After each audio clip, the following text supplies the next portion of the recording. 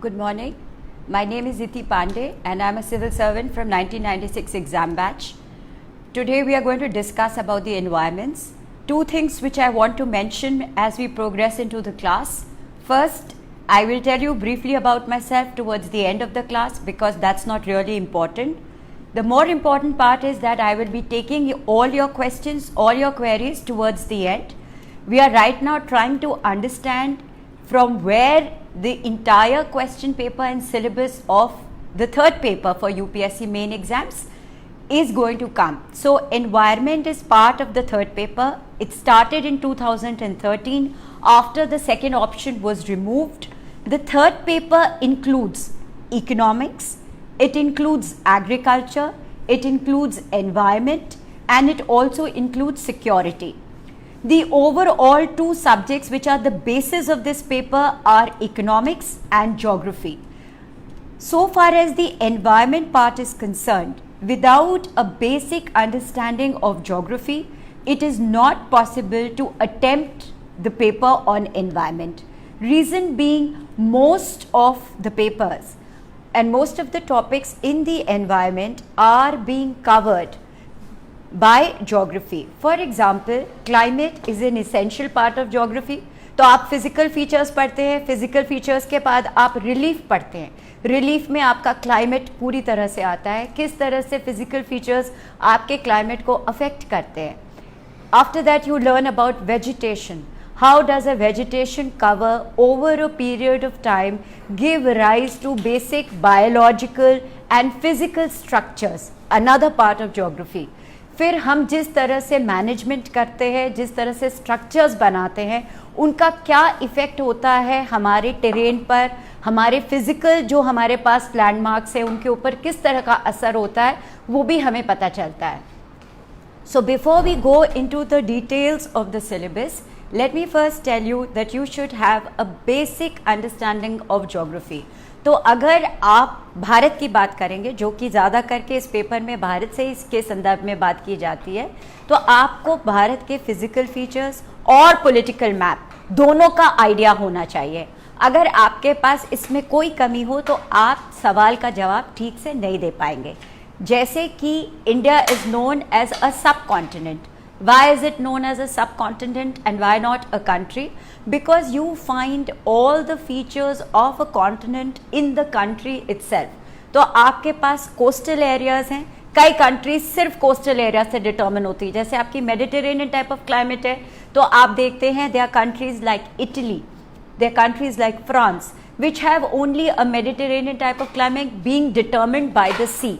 But India के पास बहुत broad coastal areas हैं, both in the west part of the country as well as in the south part of the country, जो कि आपको आप कहते हैं कि कोंकण रीजन है आपका, जिस तरह से महाराष्ट्र के बॉर्डर पर, और फिर आपके पास केरला का कोरोमंडल कोस्ट है. दोनों के एनवायरमेंट्स, दोनों का वेदर और क्लाइमेट इसी तरह से डिटर्मिन होता है, जिस तरह से कि आपके पास एक तरफ अरेबियन सी है और एक तरफ बे ऑफ बंगाल है.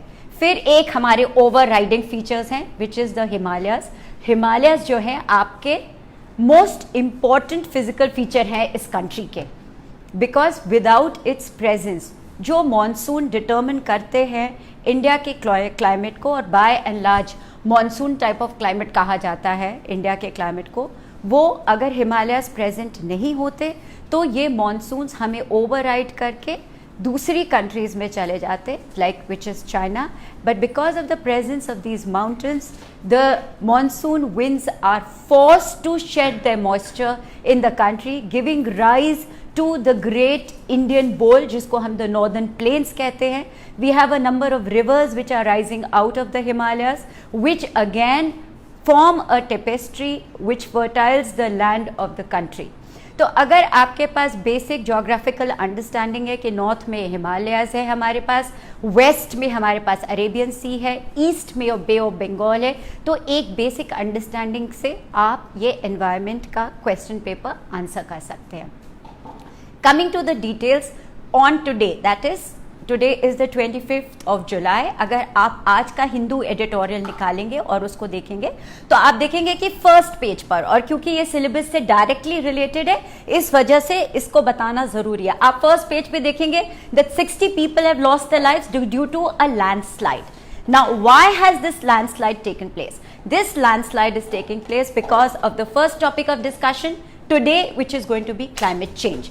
आपके environment के पेपर में climate change, its causes, its effects, all of it is very very important। Now, why does it become so important? क्योंकि जब भी आप पर्यावरण environment की बात करेंगे उसमें आप climate के details absolutely include करेंगे।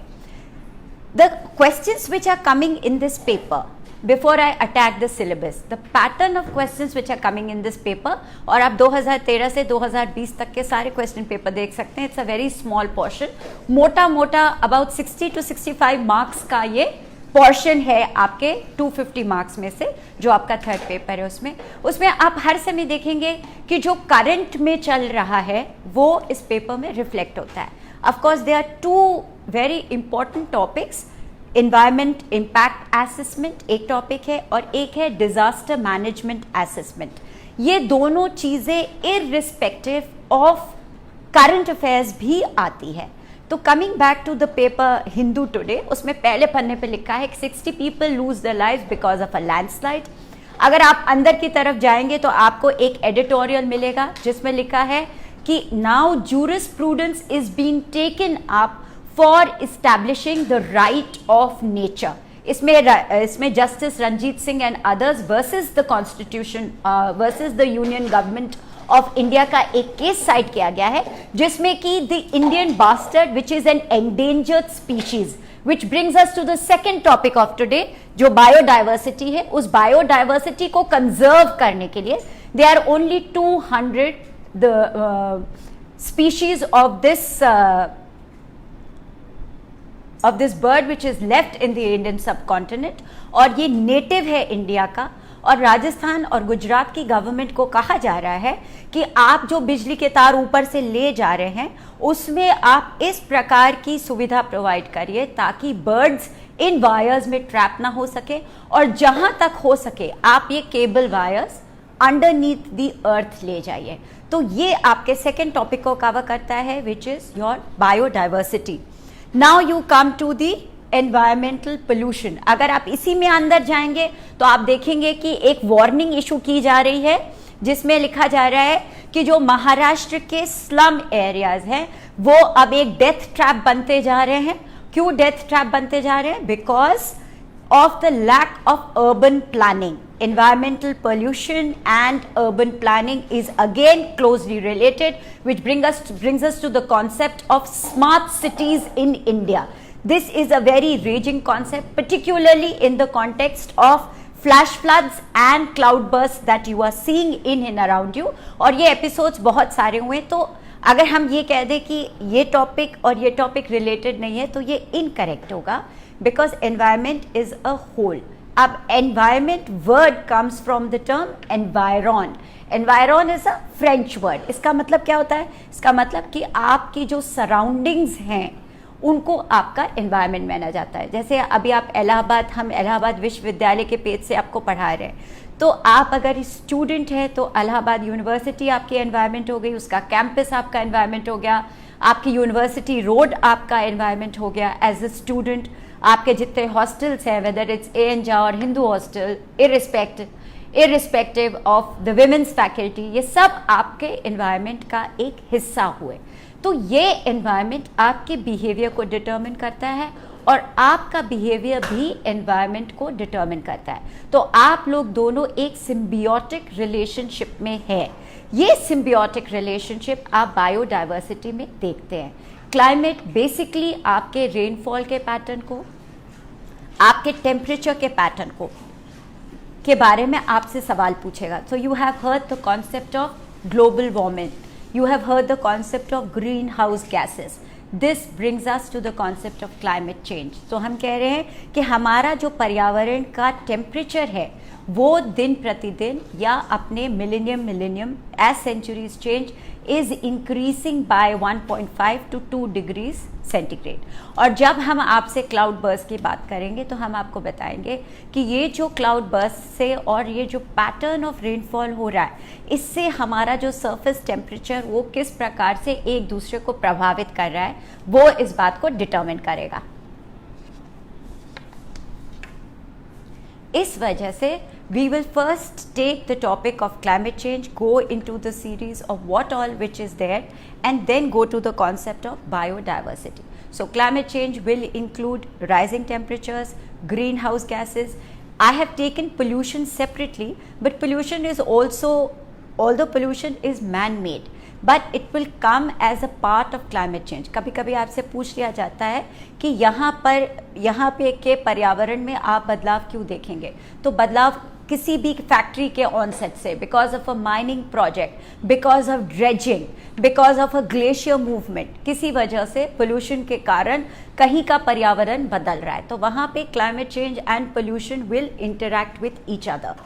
You come to the concept of biodiversity. Biodiversity का मतलब क्या है कि कितने प्रकार के स्पीशीज आपके 1 स्क्वायर मीटर एरिया में आपको मिलते हैं, और इस बायोडाइवर्सिटी का it includes plants, animals, human beings, the population pressure in that area, what is the kind of atmosphere which exists there. So why biodiversity? Because जो हमारा living portion है, जहाँ पर आपका lithosphere which is the earth, जो आपका atmosphere है which is the air, and जो आपका hydrosphere है which is water, ये दोनों जहाँ पे तीन एक साथ मिलते हैं, जहाँ लाइफ पॉसिबल है, उसको बायोस्फीयर कहते हैं। अगर आप एक वेन डायग्राम ड्रॉ करेंगे, जो इंटरसेक्शन का पॉइंट होता है उसको आप बायोस्फीयर कहेंगे। This is the only living area which is available for human habitation. So the biosphere is your most important area for concentration so far as environment is concerned. अब इस biosphere में जब changes आते हैं due to XYZ reasons, due to any external or internal factors, normally the external factors influence the internal factors. So if for example there is a glacial meltdown, so you see the Himalayas are melting very fast. आप Iceland जाइए, Iceland के glaciers बहुत ज़्यादा तेज़ी से melt कर रहे हैं। क्यों? बिकॉज ऑफ राइजिंग टेम्परेचर्स क्यों राइज कर रहे हैं? बिकॉज ऑफ ग्लोबल वार्मिंग क्यों हो रही है? Because of chlorofluorocarbons. Now you see you have set of chlorofluorocarbons कहाँ से आए हैं? Due to human consumption. आप अपनी लाइफ को इजी बनाना चाहते हैं, इसलिए आप एसी यूज करते हैं। You want to feel better, इसलिए आप स्प्रेज यूज करते हैं। जितने भी आप डिओड्रेंट्स यूज करते हैं, जितने भी आपने स्प्रेज यूज किए, all of them are using CFCs. Now CFC is the major pollutant of the ozone layer. The ozone layer is the layer of oxygen which is O3, which prevents us from getting the harmful effects and ultraviolet rays of the sun. बहुत basic सी चीज़ है, 4th class से आप geography की syllabus में इस बात को पढ़ते आ रहे हैं, पर जब आप इसका एप्लीकेशन देखेंगे तब आप एनवायरनमेंट के सवाल का जवाब देते रहेंगे।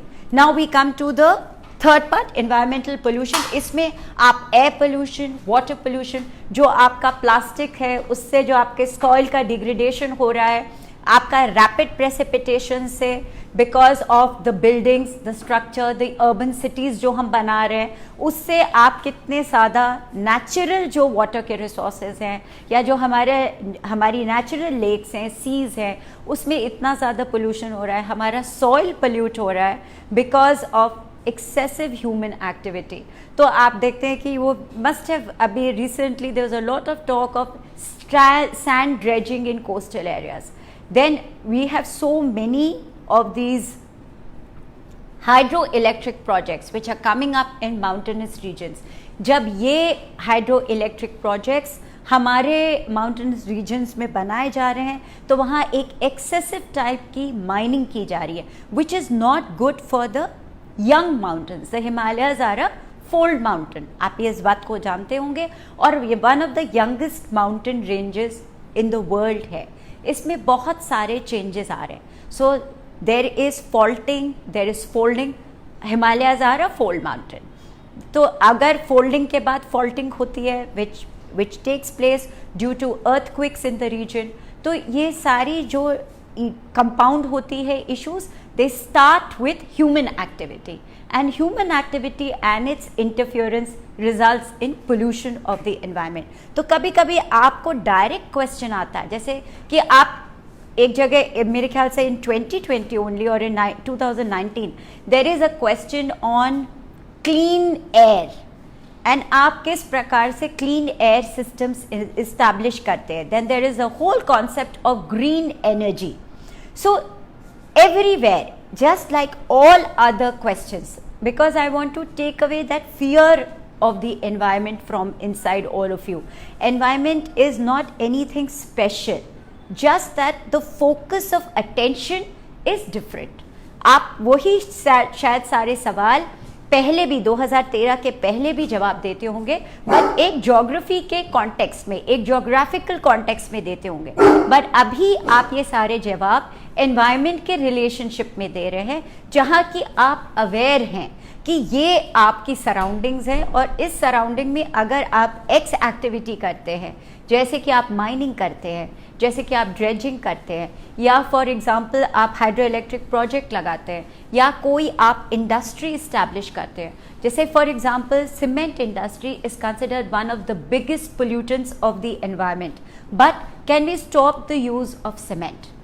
Then it brings us to the concept of conservation.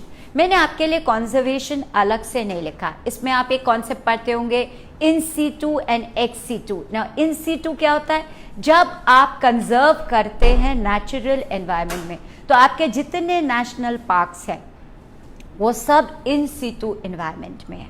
और एक्स सीटू कब होता है? जब आप जानवर को वहाँ से बाहर निकाल लाते हैं और उनको जू में पालते हैं, तो आप उनको एक्स सीटू करते हैं. सो what is the basis of conservation? The basis of conservation is that on this earth we have lost about 1 million species of plants and animals, and that we are losing these species per day. अगर आप Google करेंगे तो आपको बहुत सारा data मिलेगा on the loss of species in and around our biosphere. That is not important. What is important is that why are we losing those species and how can we stop? So how can we conserve? तो जो आपके पास बहुत सारे questions project tiger पर आते हैं, आप उसमें पढ़ते हैं कि क्या ये नेशनल पार्क्स हम जो बना रहे हैं और यहाँ के जो ट्राइबल लोगों को डिस्प्लेस कर रहे हैं, या जो लोकल कम्युनिटीज़ को हम डिस्प्लेस कर रहे हैं, वो क्या एक करेक्ट अप्रोच है कंजर्वेशन के लिए कि नहीं? तो like any other question, you have to give your answers weighing your pros and cons. You have to critically assess. अब क्रिटिकल असेसमेंट क्या होता है? क्रिटिकल असेसमेंट में आप पॉजिटिव्स भी लिखते हैं और नेगेटिव्स भी लिखते हैं. Don't feel shy to write if there is a negative impact of something. For example, अगर आप एक हाइड्रो इलेक्ट्रिक प्रोजेक्ट के बारे में लिखेंगे तो आपने एक कॉन्सेप्ट पढ़ा होगा, एनवायरनमेंट में अक्सर आता है, which is the concept of sustainable development. अब सस्टेनेबल डेवलपमेंट एक स्टॉकहोम में कॉन्फ्रेंस हुई, उसके बाद से ये कॉन्सेप्ट आया सस्टेनेबल डेवलपमेंट का. पर हम इसको अगर ट्रेस बैक करेंगे तो हम वैदिक एज और बुद्धिज्म और सबसे रिलेट करके एक कॉन्सेप्ट निकालते हैं कि हम भी जिए और दूसरों को भी जीने दें. So you live and let live वाला जो कॉन्सेप्ट है, both these concepts are interrelated. Sustainable development means that we should not stop development. Development has to take place because we as a human race have to progress. But how should this development be? The development should be such that today what we are able to enjoy, we let our future species or the future generation also enjoy the same quality of life. Now, is that really possible with the way in which we are going? That needs to be questioned, and that needs to be the crux of your answer. So if you are building up a hydroelectric project, जैसे हम अभी Chamoli district में जो 7 फरवरी के बाद flash floods हुए, उनके लिए हम जो बात करेंगे, जो विष्णु गंगा प्रोजेक्ट है, तो क्या ये विष्णु गंगा प्रोजेक्ट रेनी विलेज में बनाना चाहिए था despite the opposition by the local residents? And it is the same spot जहाँ पे लैंडस्लाइड अभी दी है, जो कि 1968-69 में हुई थी, जब Gauri Devi started the Chipko movement in 1970 in Reni village. तो अब आप इसको कैसे, इस बात को क्या कहेंगे? आप कहेंगे hydroelectric projects are important for the generation of electricity. बिना इलेक्ट्रिसिटी के प्रोग्रेस नहीं हो पाती. There are certain aspects of your life which are require electricity. अगर आप कोविड सिचुएशन में देखेंगे तो आपके सारे ventilators have to run on electricity. अगर आपके पास बिजली की सप्लाई नहीं है तो आप बहुत से ऐसे काम नहीं कर सकते जो कि otherwise are essential for human existence. तो हमें सेल्फ सफिशिएंट होना है हाइड्रो पावर में. But how should it be? We shouldn't take big multi mega hydroelectric projects for these regions. Why? Because these hills are young hills. इसमें अभी भी faulting हो रही है, अभी भी folding चल रही है. There is seismic activity, which means earthquakes are still there at the ground level. Underneath the ground, there is a lot of molten lava which is ready, which is there, which is causing these movements. तो इस तरह के flux situation में हमें mining बिल्कुल नहीं करनी चाहिए. हालांकि जो हाई कोर्ट था उत्तराखंड का, उसने कहा भी कि mining activity should completely be stop, but नहीं हुआ. So when we talk of sustainable development, we have to see कि how much megawatt of power is actually required for local consumption, how much are we giving it away to the private sector just to make profits, and ultimately what is the cut off point between development and sustainable development and our survival. That is the basic question which you are going to be repeatedly asked in the environment paper. Now we come to the concept of environmental impact assessment. और जैसे हर चीज़ भारत में बाहर से import करके लाई गई है क्योंकि हमें अपनी सभ्यता के बारे में कोई ज्ञान नहीं है, वैसे ही environmental impact assessment एक वेस्टर्न कॉन्सेप्ट है और एक नीपा करके लॉ बना यूएसए में 1970 में. आप भी इसके बारे में पढ़ सकते हैं. तो what is this? National environment protection act बनाया यूएसए ने. बट अगर आप हिस्ट्री पढ़ेंगे एनवायरमेंटल इम्पैक्ट असेसमेंट की, the first time this concept was used by Canada जब वो अपने प्रोजेक्ट्स बना रहा था. And if you look eight Canada, you see that there is a high rise in temperature and a lot of melting of snow caps in and around the Alaska region and in and around Canada. तो environmental impact assessment में क्योंकि there is a lot of mining in Canada being done, तो they wanted to protect the environment. It is a very positive approach. अब environmental impact assessment का question 2020 में क्यों आया? क्योंकि जो हमारा 2006 की पॉलिसी थी EIA की, उसमें गवर्नमेंट एक चेंज ला रही है. तो ये चेंज पर अभी फीडबैक डिस्कशन चल रहा है. It almost this environmental impact assessment of 2020 has almost done away with everything which was there in 2006. It is very anti-environment if you really go into the pros and cons of it. So you have to read that act in detail. अभी इसमें discussion चल रहा है, शायद इस वजह से आपसे ये सवाल 2020 में पूछा गया.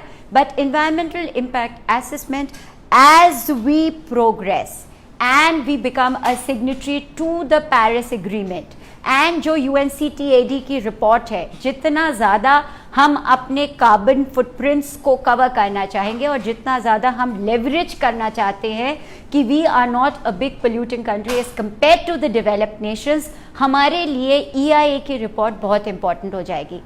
Why is EIA as a concept being used by India? It's not because we have become very conscious about the environment. This is just to give you an understanding. अगर आप कोई भी वर्ल्ड बैंक या IMF funding के लिए जाएंगे अपने किसी भी प्रोजेक्ट के लिए, लाइक फॉर एग्जांपल आपने देखा है कि मुंबई अर्बन ट्रांसपोर्ट सिस्टम बन रहा है, ऐसे ही नागपुर में ट्रांसपोर्ट सिस्टम बन रहा है, Lucknow, even Gujarat, Surat, Ahmedabad, all these cities, जितनी आपकी मेगा सिटीज़ है उसमें ये अर्बन डेवलपमेंट के प्रोजेक्ट्स आ रहे हैं. Most of them are World Bank funded. When you go with a project report, if you do not have a report on an EIA as a part of your project will not be considered. So these are the guidelines of the funding communities, of the funding bodies of the world which require. It is a UNO mandate to have this kind of a report in your projects, and that is why this becomes very important.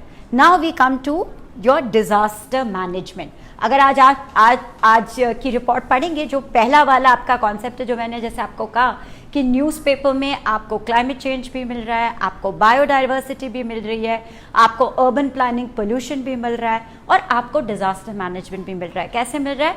कहा कि जब landslide हुई तो Vidarbha reason में जो आपकी disaster management rescue forces हैं, जिसको हम कहते हैं DMFS, ये जो रेस्क्यू फोर्सेस हैं आपकी, ये टाइम पे नहीं पहुंच पाई because of the landslide. So what is disaster management?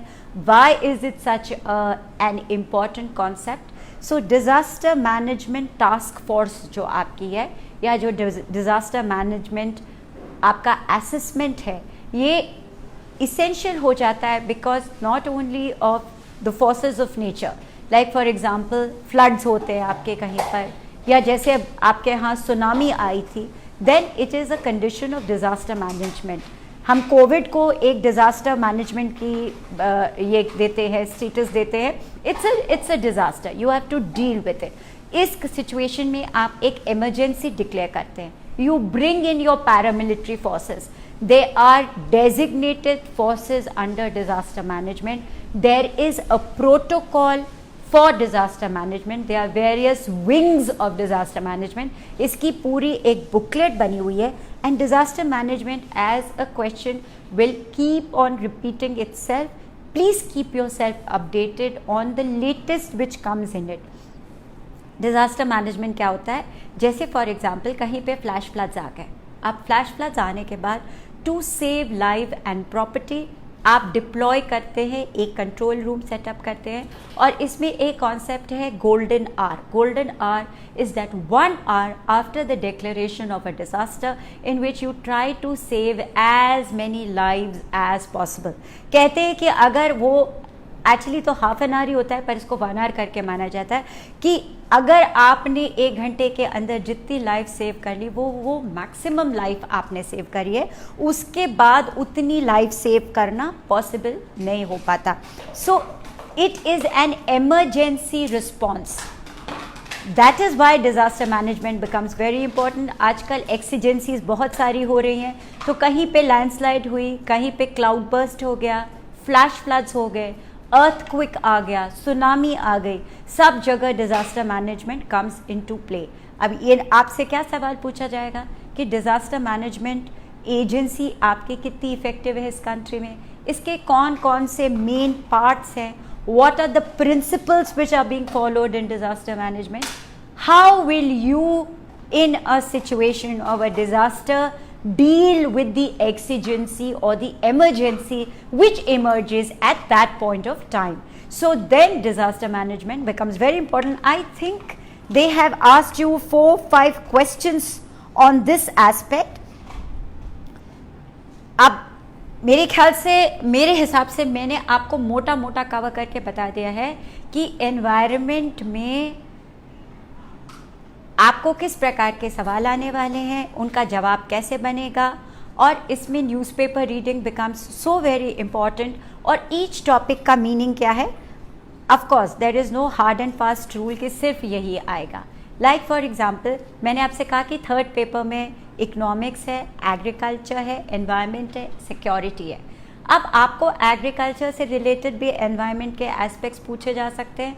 Like for example आपसे पूछा जाएगा कि क्या कोस्टल रीजन में फार्मिंग होनी चाहिए, क्या वहाँ पे if what kind of farming is being done in coastal regions, that can be a question on agriculture. They will ask you, has this resulted in any environmental impact on the coastal region? अब आपका क्या जवाब होगा कि आपके coastal region में बहुत तरह के आप एग्रीकल्चर का आप बहुत सारा कल्टिवेशन करते हैं। लाइक फॉर एग्जांपल आपकी कैशू नट की पूरी फार्मिंग, आपकी कोकोनट की पूरी फार्मिंग, आपके पाम ट्रीज जो होते हैं, पाम ऑयल आप लगाते हैं। यहाँ पे बहुत तरह के आप एग्रीकल्चर वेरिड फॉर्म में कैरी आउट करते हैं। इसका रेपरकशन क्या है, एनवायरमेंटल हैजर्ड क्या है? आपने मैनग्रोव्स को पूरी तरह से शिफ्ट कर दिया है, मतलब mangroves are on the verge of extinction. Now why are mangroves important? Mangroves are important because their roots breathe through the water. तो जो वाटर बॉडीज है उसकी ऑक्सीजन जो सप्लाई है वो इन हाइड्रोग्राफिक प्लांट्स के से आती है. तो mangroves not only hold the soil together, they prevent the salinity of water. A saline water where the salt content becomes very high, it becomes very difficult for human consumption. उससे बहुत सारी diseases भी होती हैं. तो अगर आपको एक सवाल एग्रीकल्चर पे आया और दूसरा एनवायरनमेंट पे आया तो आपको दोनों को जोड़ करके जवाब देने को आना चाहिए. इस वजह से both are part of the third chapter. तो if I am saying that this is the syllabus, I do not mean only this, it can include more. जैसे आपका जल शक्ति मिशन है. जल शक्ति मिशन पे गवर्नमेंट ऑफ इंडिया ने कितने पैसे खर्च किए? Economics, it's a question of economics. जल शक्ति मिशन आपको कहाँ कहाँ पर जरूरी हो रहा है, ये कौन सी गवर्नमेंट की स्कीम है जिसके अंदर जल शक्ति मिशन लिया जा रहा है? So you have the Mahatma Gandhi national rural employment guarantee act, जिसके अंदर ये सारी स्कीम्स जल शक्ति मिशन की ली गई हैं और उसका अब क्या रिजल्ट हो रहा है एनवायरनमेंट पर. सो व्हाट हैज बेसिकली मेनेग्रा डन, अगर आप जो है नेशनल रूरल एम्प्लॉयमेंट प्रोग्राम को देखेंगे तो जितनी भी आपने वर्क लिए हैं for Jal Shakti mission, like for example construction of ponds, like construction of बांध्स, construction of water boundaries, construction of ponds, better soil retention of water, water harvesting, ये जितने भी सारे concepts हैं they are all related to environmental conservation. तो आपके पास मोटा मोटा एक environment है जिसकी understanding आपको geography से मिल रही है, एक उसका destruction है जो completely man made है और एक उसका conservation है. destruction के बाद conservation आता है जिस phase में आप अभी हैं और इस conservation के बगैर आप एक भी सवाल का जवाब नहीं दे सकते. तो आपको सारी स्कीम्स गवर्नमेंट ऑफ इंडिया की आनी चाहिए, उसके pros and cons. When I say pros and cons, for example Jal Shakti mission अगर आप देखिए तो इसका गवर्नमेंट ऑफ इंडिया ने डैशबोर्ड बनाया. क्यों डैशबोर्ड बनाया? Because it wanted to see that by 2024 हर घर में एक नल, I think that's the slogan which the prime minister of the country had given, कि हर घर में एक नल होना चाहिए. अब नल अगर है तो पानी भी आना चाहिए. तो पानी लाने के लिए आपको कौन कौन से वर्क एंटेल करने हैं, वो किस में आ रहे हैं? वो आपके Mahatma Gandhi national rural employment guarantee programme में आ रहे हैं. So all these combined together are giving you your answer. If you miss a point somewhere then you are going to lose a mark, that's all. So what is important is that you should know how to make your linkages in an answer. You should know from where the question is coming. If there are factors, what are the factors that are giving rise to, for example, to global warming. तो factors आपके एक तरफ आ गए कि 1 2 3 4 5 इस वजह से आपकी global warming हो रही है. अब गवर्नमेंट की क्या स्कीम है इसको लेकर के, वो आपकी 1 2 3 आ जानी चाहिए एंड इसका क्या रिजल्ट है. This is how logically you will be answering the questions which come in this paper. Having said that, now let us move to the topic of today. I will be taking all your questions in the end, so don't worry, I'm not going to go anywhere. I'll try to keep this short because I'm right now trying to understand कि आपके पास कितनी समझ है इस paper की. Once that happens, then we can progress further. So it's a very small topic, but as we go into the details of it, you will understand that I will be going from one area to another, which might not be a part of cloudburst, might not be a part of flash flood, but it will be related to your environment. So now first and foremost, we will go to this diagram. ये बहुत बच्चों जैसा diagram आपके लिए बनाया है. I'm not very well versed with this board, तो थोड़ी सी मुझे दिक्कत आएगी इसमें आपको बताने के लिए. अब आप ये डिजास्टर मैनेजमेंट वाला पार्ट भूल जाइए. अब you come to the map of India. This is basically a physical contour कि यहाँ आपके पास अरेबियन सी है, यहाँ आपके पास बे ऑफ बंगाल है, ये आपका इंडियन ओशन है और ये हिमालयस है. Why is it important? क्योंकि इसके बगैर आपको मानसून रेन मिलेगी ही नहीं. अगर आपके पास ये हिमालयस नहीं है, ये दोनों आपके पास टोपोग्राफी नहीं है और यहाँ पे ऑफ कोर्स गैरो खासी जंतिया हिल्स है जो कि is responsible for the entire rainfall in the north east region. Now what has happened as a result of, just to give you a brief idea of the geography before we come to cloudburst. Basic क्या होता है? Rainfall होती है. अब rainfall कैसे होती है? Rainfall is water vapor rising up, getting cool, forming droplets of water, and then condensation. So first there is evaporation, then there is formation of clouds, there is a saturation, and then condensation. ये basically rainfall होती है.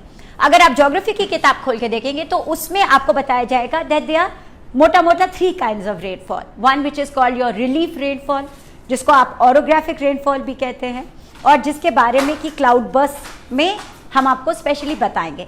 तो एक आपकी relief rainfall होती है when a body of air, hot air which is saturated with water is forced to rise up a mountain range. Then there is condensation on the mountain slopes, and as a result of it there is rainfall. अब जिस तरफ बारिश होती है वो तो आपका rainfall area हो गया, और जो on the other side of the mountain range है उसको आप रेन शैडो एरिया कहते हैं. This I am taking you in detail because जब आप क्लाउड बर्स्ट की बात करेंगे तो the same phenomena is going to be repeated. The second which type of rainfall is your convectional rainfall, जिसको हम 4 o'clock rain भी कहते हैं. ये कहाँ होती है? It happens in and around the equatorial region. और ये क्यों होती है? Because since morning temperatures rise. आप equatorial region में देखेंगे तो जो आपका diurnal range of temperature है, जो आपका डे और नाइट का टेम्परेचर है उसमें ग्रेट वेरिएशन होता है. Because in the morning आपके टेम्परेचर्स राइज करते हैं तो हॉट एयर राइज करती है, and by 4 o'clock this hot air gets saturated enough to fall down as rain. So there is rain every day in the equatorial region. There are no summer and winter months there. It is hot and humid throughout the year. तो ये convectional rainfall होती है. Why convectional? Because ये convection current set up होती हैं जो continuously rise करती हैं और फिर they get saturated and fall as rain. The third type of rainfall is your cyclonic rain, which occurs due to low depression areas over sea bodies and over the oceans. Like for example, आप बहुत सारे cyclones अभी देख रहे हैं, like over the Bay of Bengal and the Arabian Sea. Now, why I have given you this background is because cloud bursts are being related to the cyclones which are emerging over the Arabian Sea. If you look over a period of time, there has been a 52% increase in the number of cyclones over the Arabian Sea as compared to the Bay of Bengal. और जो मैं data ले रही हूँ, this is for the last 20 years. इसका reason क्या है कि अरेबियन सी के ऊपर डिस्टर्बेंसेस बढ़ रहे हैं ड्यू टू ग्लोबल वार्मिंग. आपका जो वाटर का टेम्परेचर है वो ऑलमोस्ट 1.5 डिग्री बढ़ चुका है, और इस वजह से हॉट एयर मूवमेंट जल्दी हो रहा है. और ये जब हॉट एयर मूवमेंट हो रहा है तो इसकी वजह से आप लोग दो is part of one of the questions also which has come, which I am just touching lightly. One is called the El Nino and the El Nina. Now El Nino is your dry current. जब El Nino होती है, these are Pacific hot water currents जो equatorial regions में originate होती हैं, और इनकी वजह से हमारी जो मॉनसून्स हैं वो डिले हो जाती हैं या they get deflected, they don't happen. There is a period of drought. तो आप एल नीनो से ड्राउट कंडीशंस इंडिया की डिटरमिन करते हैं. अब एल नीना क्या होता है? El Nina is responsible for cold winters in India. These are again they are considered to bring in cold, तो टेम्परेचर्स को रिड्यूस करते हैं. However, due to global warming, what has really happened now is that despite El Nina being there in the year 2020, the winters were not so cold.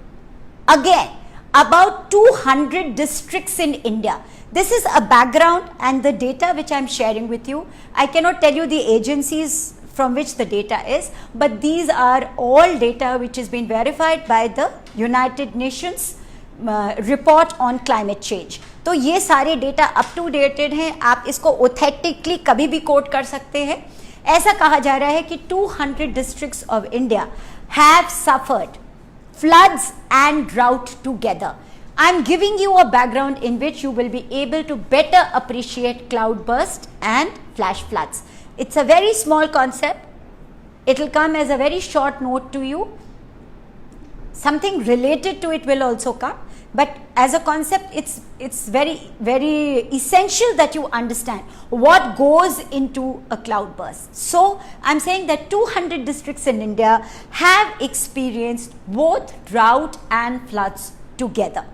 Then these numbers are likely to increase by 2050. ऐसा भी कहा जा रहा है कि अभी at present in 2021 about 7% of the world's population, which is 3.6 billion people, are deprived of water at least once in a month. They face what is called water stress, मतलब drought like situation हो जाती है. 3.6 million लोग ये experience करते हैं. 2050 तक अगर जो पेरिस कन्वेंशन या पेरिस एग्रीमेंट में, आप लोग जाकर प्लीज पेरिस एग्रीमेंट पढ़िएगा और देखिएगा कि वो क्या है. We will take a class on that after we end this class and you are giving me your feedback. Please also let me know what are the topics of discussion which you like me to cover.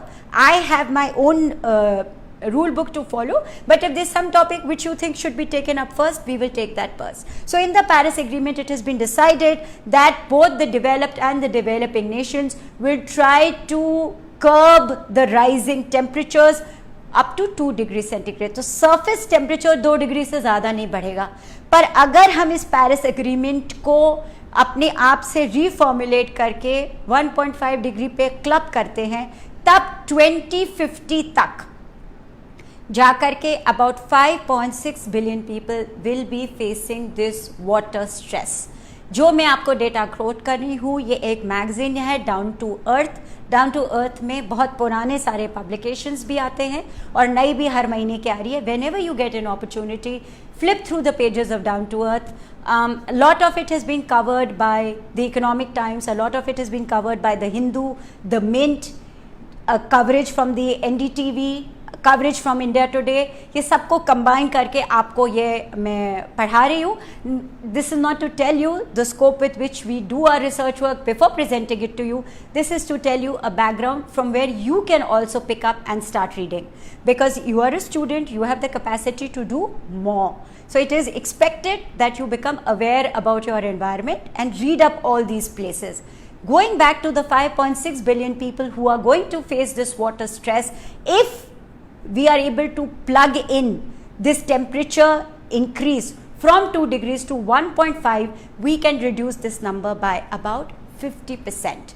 अब ये important इसलिए हो जाता है क्योंकि आपने recently सुना होगा that over a period of time in Himachal Pradesh, in Uttarakhand, in Mumbai, in Maharashtra, a lot of areas are facing cloudburst. एक नॉर्मल रेनफॉल होती है. नॉर्मल रेनफॉल और क्लाउड बर्स्ट में बहुत फ़र्क नहीं है, दोनों ही रेनफॉल है.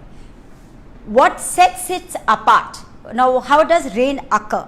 Rain falls when there is evaporation.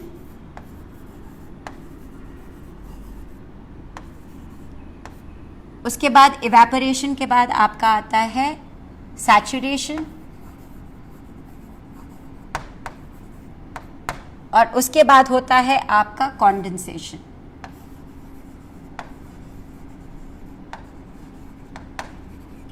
इसको आप वाटर साइकिल भी कहते हैं. और फिर कंडेंसेशन के बाद जब रेनफॉल हो गई तो वापस से आपका इवेपोरेशन होता है. Now what is happening in normal? This is the normal cause कि hot water vapor rises, it goes up, gets saturated, forms droplets which are your clouds. When the cloud is not able to hold all the water droplets, it condenses and it falls as rain. But what is a cloud burst? Cloud burst is not the bursting of a cloud. In a cloud burst, the hot water vapor which is rising up and rain which is falling down, this is preventing this from falling.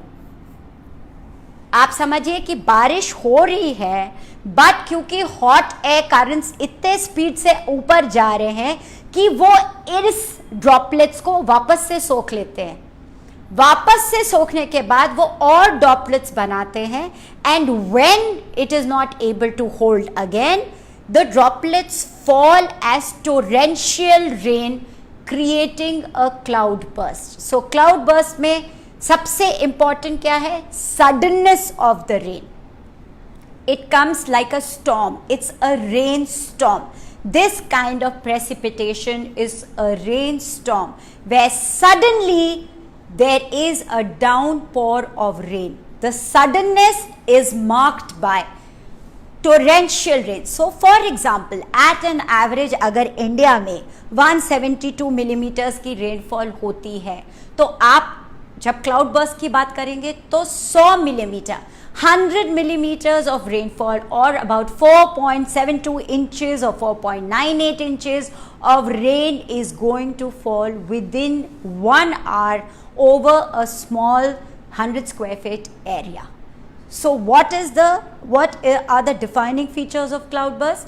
Defining features of cloudburst are that it is a rainstorm, it is accompanied by thunder and lightning. The second part which sees is its suddenness. It is all of a sudden there is heavy rainfall over a small area, resulting in disruption of life. That is a cloudburst. So cloudburst is a kind of a rainfall, but here what is happening is the droplets of rain which were going to fall are pushed up by the air currents back into the clouds to form more water droplets, till again the water droplets collude or combine together, and when the cloud is not able to hold more and there is a level of saturation, there is a sudden condensation, और उस condensation से आपके पास rapid rainfall होती है, heavy torrential rain होती है in a short period of time over a small area. Now cloud bursts are nothing new. It has been happening since 1911 when the earliest one was recorded somewhere in South America. It happens in the USA. It's recently happened in Germany, where you've had a cloud burst and the water basins have overflowed. In India, it is repeatedly happening. तो अभी आपने हिमाचल में देखा, धर्मशाला में cloud burst हुआ, उसके पहले आपने क्लाउड बर्स्ट उत्तराखंड में देखा है, और अभी आपने क्लाउड बर्स्ट महाराष्ट्र में देखा है.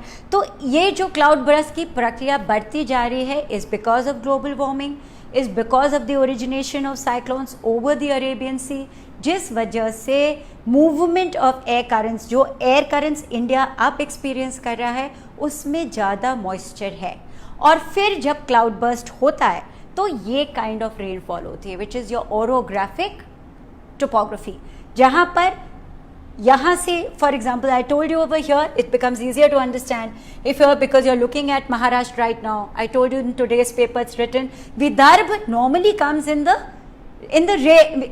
the rain shadow area. If you look at the orographic rainfall, Vidarbh region comes in the rain shadow area. यहाँ बहुत तेज शुगर केन की फार्मिंग इसीलिए की जाती है क्योंकि पानी कम है but the soil is very rich. तो आप यहाँ पर बहुत सारे आपके पास मल्टीपर्पज़ प्रोजेक्ट्स हैं जिसके थ्रू आप वाटर हार्वेस्टिंग करते हैं.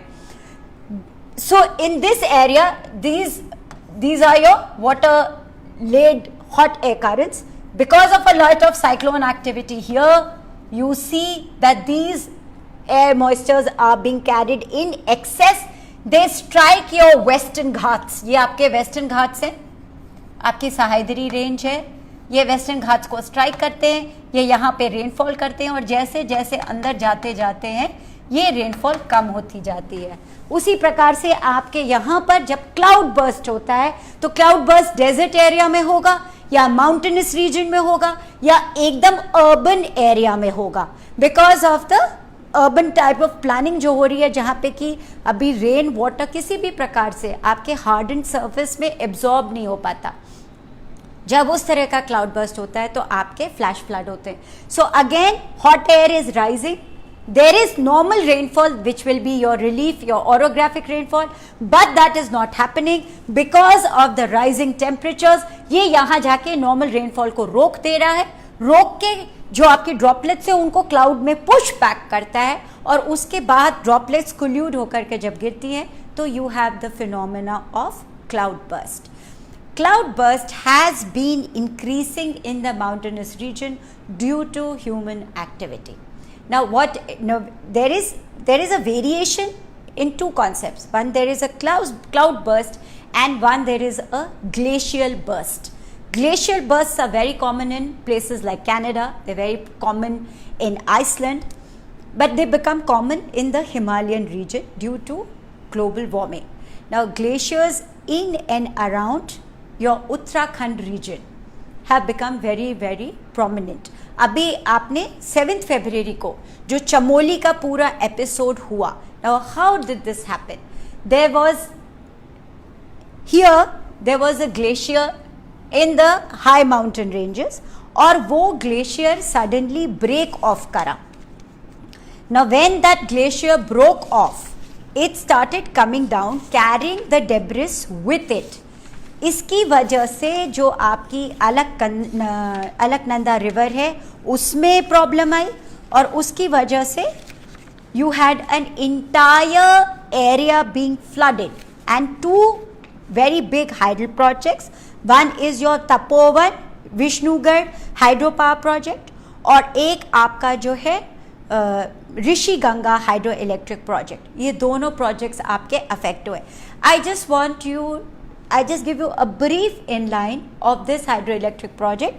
This has come as a separate question in many of your previous papers in the third paper, but I am relating it to your cloudburst and to your flash floods because it becomes easier for you to understand how these concepts originate.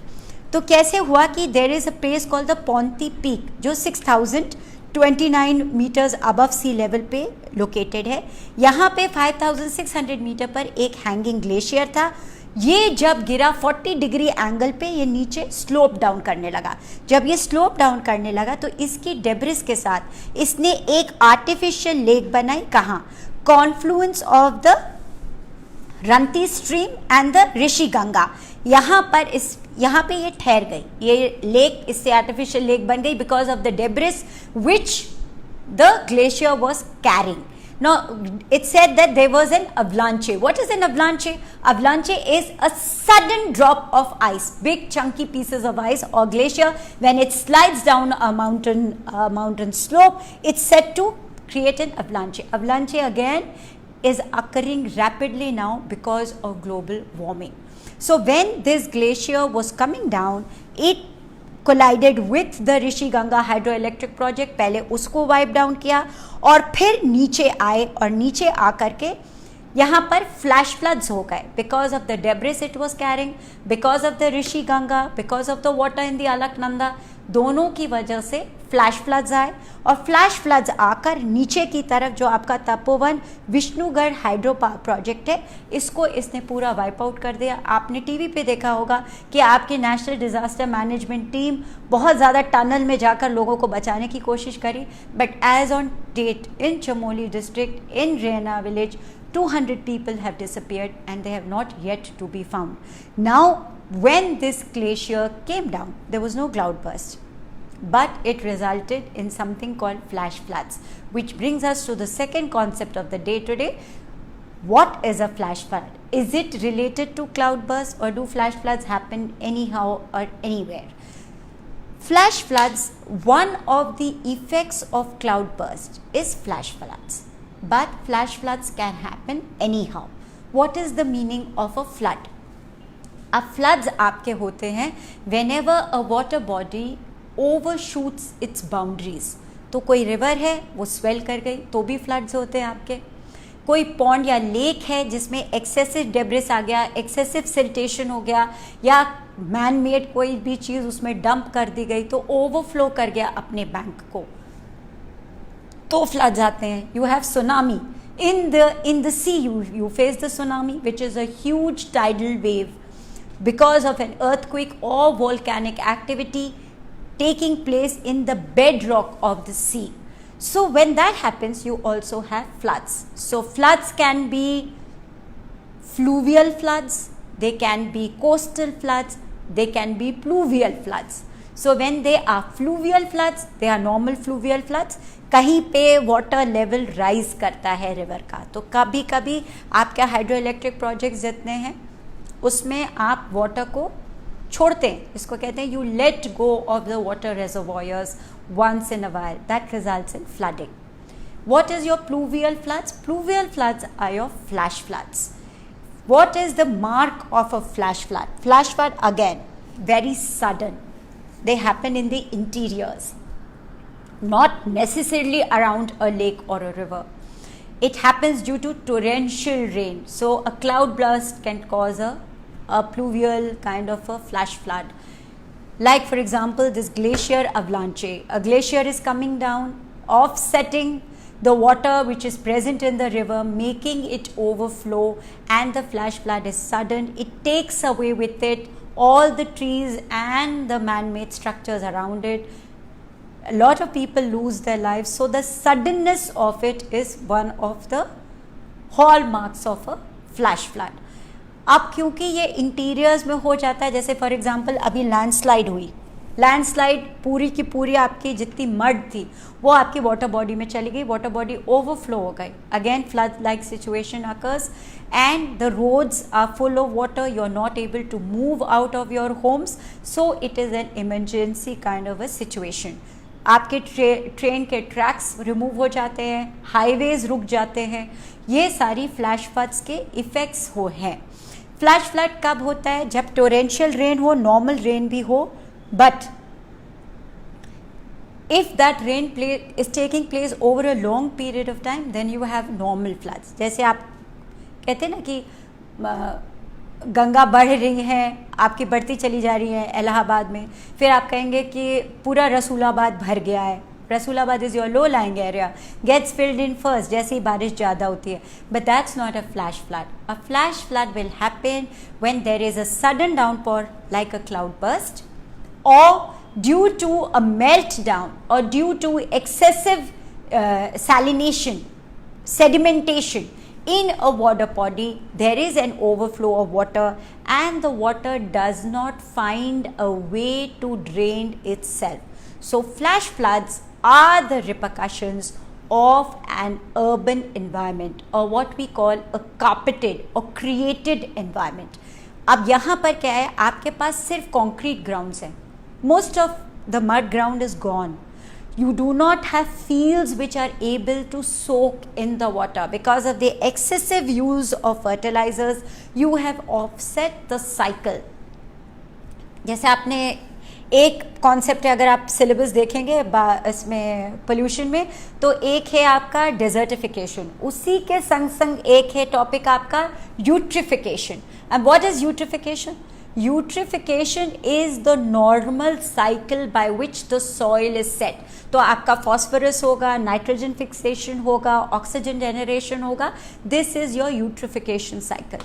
तो eutrophication cycle becomes very important. But अगर आप इतना excessive fertilizer use करेंगे तो water already जो आपके पास है वो पूरा soak in हो जाता है, फिर वाटर पर्क्यूलेशन फर्दर नहीं हो पाता.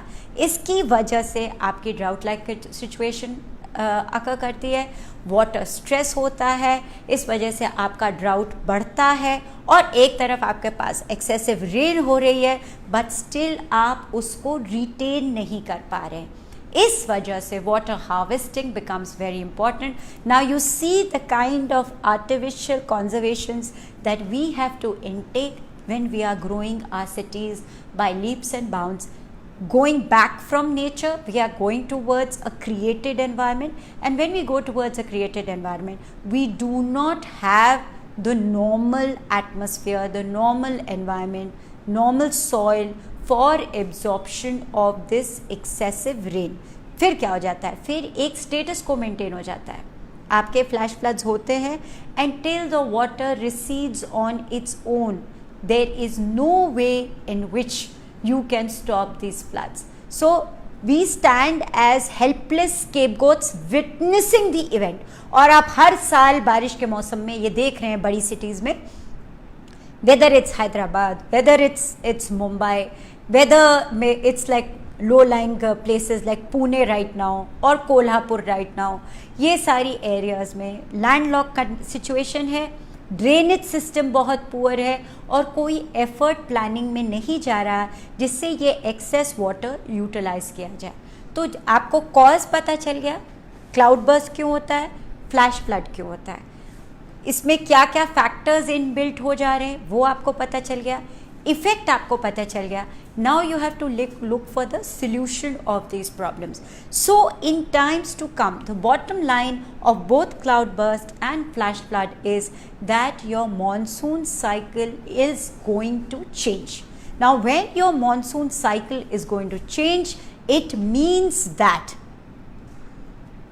आपका मॉनसून साइकिल जैसे जैसे बदलेगा, इसका मतलब क्या है कि जो पैटर्न ऑफ मॉनसून था कि हम कह देते थे अब एल नीनो हो गया, इस बार बारिश नहीं होगी, ऐसा नहीं है। एल नीना हो गया इसका मतलब हमारे टेम्परेचर्स नीचे गिर जाएंगे, ऐसा भी नहीं होगा। What is really going to happen is that because of the cyclonic activity, because of global warming, you are going to have warm, hot air currents, moisture laden, being diverted towards the Indian subcontinent. There is going to be episodes of cloudburst, episodes of excessive rainfall, and the same area will experience a drought once this convection current, which has been set in by the cyclonic activity over the sea, gets over. तो आपको जो onset of monsoon है शायद delayed हो जाए, एक excessive rain pattern follow होगा। जैसे कह रहे हैं कि अभी महाराष्ट्र में जो नॉर्मल रेनफॉल है उससे 29% ज़्यादा बारिश हो चुकी है। थोड़े दिन में आप सुनेंगे कि यहीं पर सूखा पड़ रहा है और पौधों के लिए पानी नहीं है।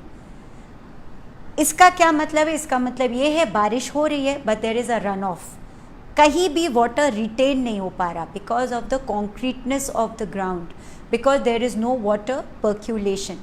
इसका result two fold, flash floods. Second, your water table will go down. It has gone down. It is said by 2050, 100 million people in the cities of Delhi, Chennai, Bangalore and Hyderabad are going to be under water stress because of no water table being present. आपने इतना concrete jungle in cities को बना लिया है कि यहाँ पे कोई वाटर एब्जॉर्प्शन अब सॉइल में नहीं हो रहा। अगर वाटर एब्जॉर्प्शन सॉइल में नहीं होगा तो उसके दो इफ़ेक्ट्स होते हैं, इमीडिएट इफ़ेक्ट्स। एक, आपका वाटर टेबल रिचार्ज नहीं होता, आप और नीचे जाते हैं वेल खोदने के लिए और पानी तक पहुंचने के लिए, तो आप बहुत सारी मोटर पंप लगाते हैं। मोटर पंप तो आप इलाहाबाद में भी लगा रहे हैं, वहाँ का भी वाटर टेबल बहुत नीचे गिर गया है। But the other important part is that the floods will happen more frequently because it is, if there is no water in the soil, there will be no vegetation. If there is no vegetation, there will be nothing to hold the water in.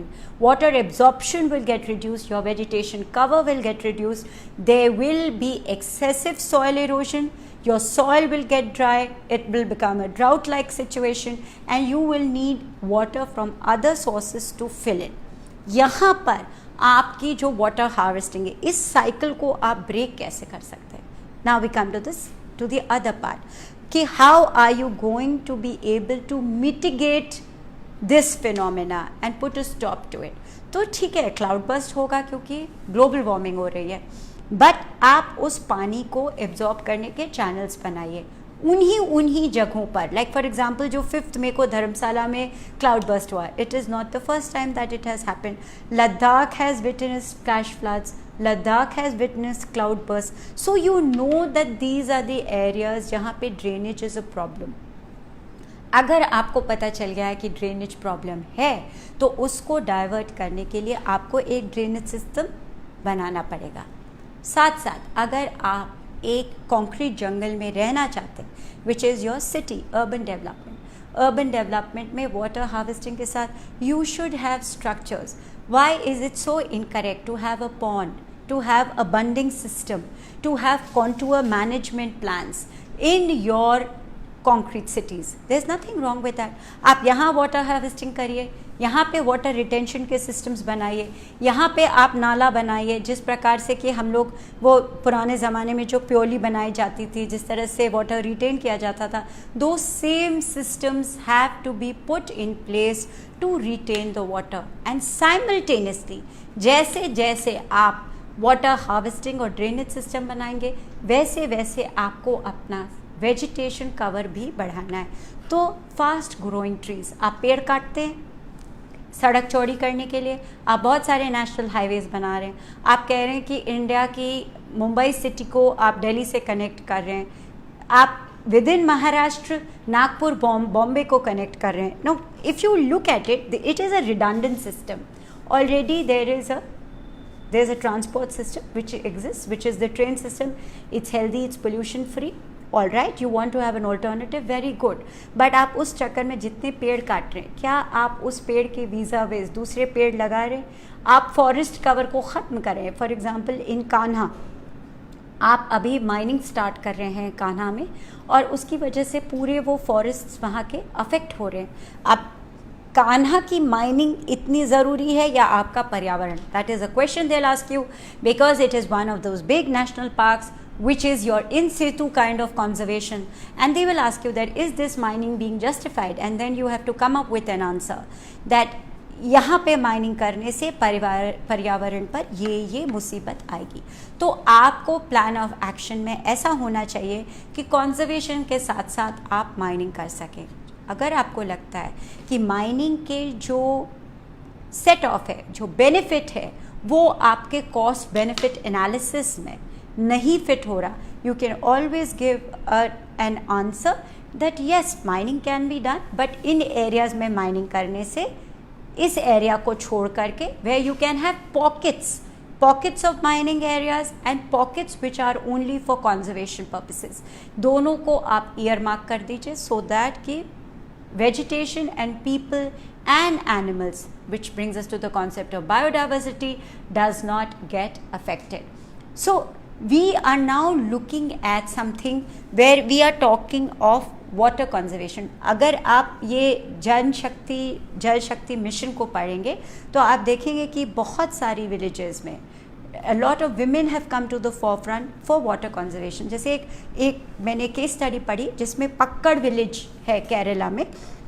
यहाँ पर women, there are a group of 15 women who go out and dig a well. जहाँ पे की water crisis होती है वो वहाँ well बनाते हैं, पर वेल के साथ साथ वो वहाँ पे एक बांध भी बनाते हैं, जिसकी वजह से वाटर कंजर्वेशन हो रहा है, वाटर टेबल का लेवल बढ़ रहा है, और आगे चल के वहाँ पर रेनफॉल नॉर्मल होती जा रही है, और वाटर रेनफॉल हो भी रही है और ग्राउंड लेवल पे एब्जॉर्ब भी हो रही है।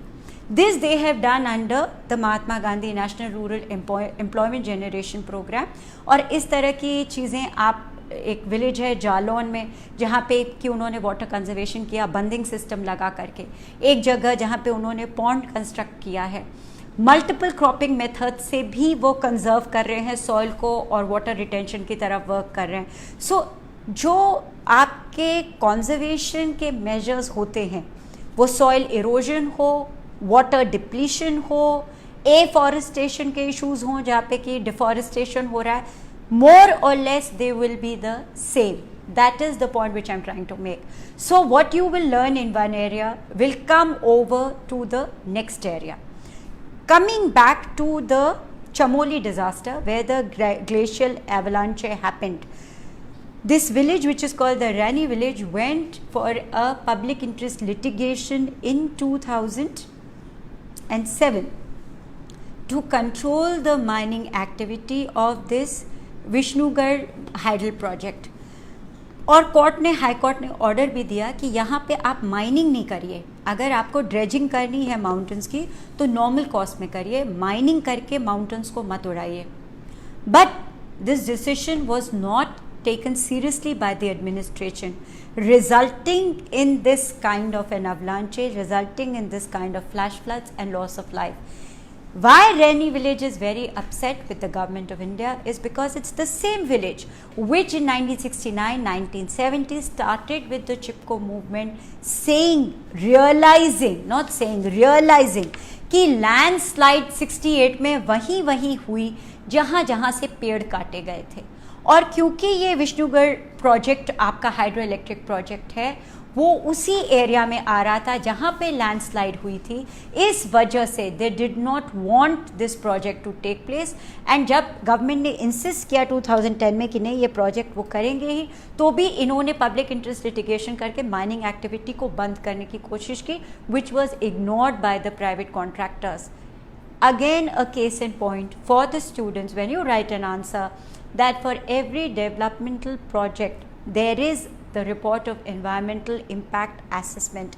When you have this concept of an environmental impact assessment, all work, all dredging activity, all construction activities should be monitored quote unquote within the parameters of an environmental impact assessment report.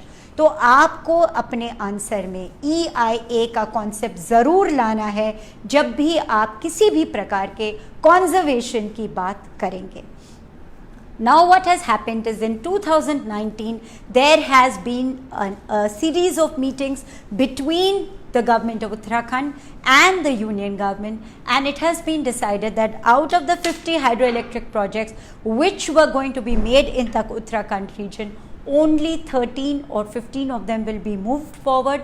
The rest will be put on hold till such time as the government feels that the environment is not going to be adversely affected. So we have to lose lives for the government to take a decision. In the meantime, social groups जो हमारे पंचायती groups हैं, जैसे रैनी village में the Panchayati group was very active for controlling the actions of this Vishnugarh hydroelectric project. They failed because the administration was not with them.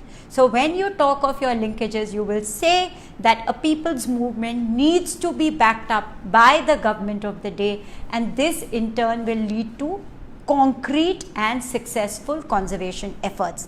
I bring to a close my topic for today. I will be taking your questions one by one. Ma'am, tree कटने के बाद फिर से tree लगाने से क्या उसके damages पूरे हो जाएंगे? पूरे हो जाएंगे नहीं, but at least it will mitigate the losses, and in the mean time the trees will grow. तो उनके रूट्स आपके सॉइल को कंजर्व करेंगे, वाटर को एब्जॉर्ब करेंगे, वेजिटेशन कवर बढ़ेगा और वाटर टेबल भी बढ़ेगा. So I should tell you something about myself. I am a civil servant from 96 batch, which I told you earlier.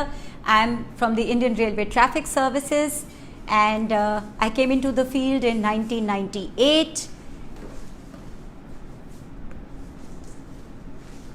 मैं इलाहाबाद विश्वविद्यालय से बहुत दिनों से जुड़ी हुई हूँ. मेरी स्कूलिंग इलाहाबाद की है completely till at the age of 24 when I left Allahabad. मैंने सेंट मेरीज कॉन्वेंट में पहले पढ़ाई करी है, उसके बाद मैं इलाहाबाद यूनिवर्सिटी में थी. मैंने अपना BA किया है इलाहाबाद से, and I have done my masters in psychology from the department of psychology. और मुझे इस यूनिवर्सिटी ने बहुत कुछ सिखाया है. BA में मेरे सब्जेक्ट्स फ़िलासफ़ी, पॉलिटिकल साइंस था और साइकोलॉजी था, जिसमें मैं फ़िलासफ़ी के लेक्चर्स अटेंड नहीं कर पाती थी बिकॉज बहुत ईव टीजिंग होती थी. हो सकता हो अभी तक आप लोग इस प्रॉब्लम को सॉल्व कर चुके हों. That did not affect my desire to study philosophy. I was able to do that, but I have a love for my department of psychology. I still think कि मेरी जो पर्सनैलिटी आज उभर के आई है और मैं जो भी कुछ बनी हूँ is because of my relationship with this department. और यहाँ की टीचर्स का जो सपोर्ट मेरे साथ रहा है और अभी तक है, वो मेरे ख्याल से आगे तक जाएगा. मेरे मेंस के सब्जेक्ट्स थे psychology and anthropology. By the time शायद आप लोग इस एग्ज़ाम को लेंगे, शायद सेकेंड ऑप्शन भी, क्योंकि इस समय पूरी UPSC की प्रक्रिया के ऊपर एक कमेटी बिठाई गई है और एग्जामिनेशन के पैटर्न को री एग्जामिन किया जा रहा है. तो यहाँ पर शायद आपका सेकेंड ऑप्शन भी चला जाएगा, और अगर सेकेंड ऑप्शन गया तो आपके पास और वैरिड नेचर और क्वेश्चंस आएंगे और आपको तरीके से पढ़ना पड़ेगा. अगर आप मुझसे पूछिए तो मैंने तो कोई कोचिंग ज्वाइन नहीं करा, कभी ज़रूरत ही नहीं लगी. मेरी साइकोलॉजी की लाइब्रेरी, पॉलिटिकल साइंस में जो मेरे टीचर्स थे उनकी पढ़ाई, वो मेरे लिए सफिशेंट थी पढ़ने के लिए. अगर आपको साइकोलॉजी पर कुछ इनपुट चाहिए, ये आपका मेन सब्जेक्ट बनने वाला है, उसके लिए हम एक अलग से क्लास ले सकते हैं. But first and foremost I want to know कि आप एनवायरनमेंट में कौन से टॉपिक्स पहले कवर करना चाहते हैं.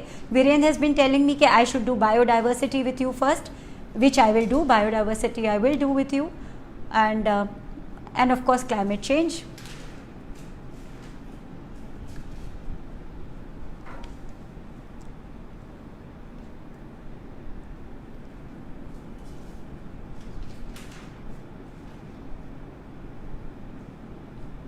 अगर आपका मुकुल पूछ रहे हैं कि एनवायरमेंटल इम्पैक्ट असेसमेंट एक हाइड्रो इलेक्ट्रिक प्रोजेक्ट में कैसा होगा, तो चलिए लेट्स टेक उत्तराखंड. उत्तराखंड में आपके पास जो कुमाऊं हिल्स हैं वो कच्चे माउंटेन्स माने जाते हैं. They are considered to be the youngest part of the Himalayas और they are called the lower Himalayas. अभी ये माउंटेन्स पूरी तरह बने नहीं हैं. इस वजह से जो एनवायरमेंटल इम्पैक्ट असेसमेंट रिपोर्ट होगी वो यहाँ के ग्लेशियर्स को देखते हुए, यहाँ के माउंटेन रेंज और टेरेन को देखते हुए, क्योंकि यहाँ बहुत ज़्यादा फॉल्टिंग होती है, बहुत ज़्यादा अर्थक्विक एक्टिविटी भी है, ये सब इस रिपोर्ट का पार्ट होगा.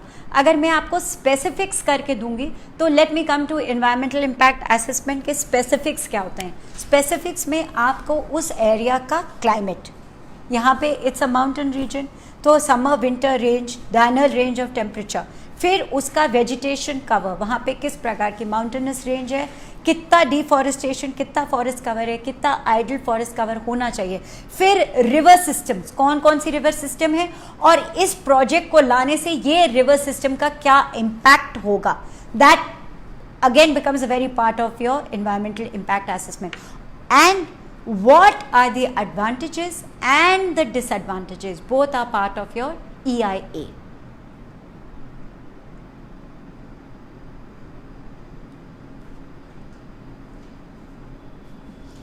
सो somebody saying कि मैंने बहुत सारे टॉपिक्स आपको एक दिन में पढ़ाए. गलत, मैंने बहुत सारे टॉपिक्स आपको पढ़ाए नहीं, मैंने आपको बहुत सारे टॉपिक्स इंट्रोड्यूस करके बताए. हर topic is a lecture in itself and every word that I have used as an introduction has its own backing. So we will be covering that later. I just try to give you an overview of the topics which is there. Anthropology पर class लीजिए. We will take it at a later date after we have done environment. When we are going to teach you the main subjects in its whole, we will try and do that. अभी already आप general studies के इतने सारे subjects कर रहे हैं कि specific करना थोड़ा मुश्किल होगा. Thank you so much for your time. I will look at all your comments and try to give you a reply to each one of them. Thank you.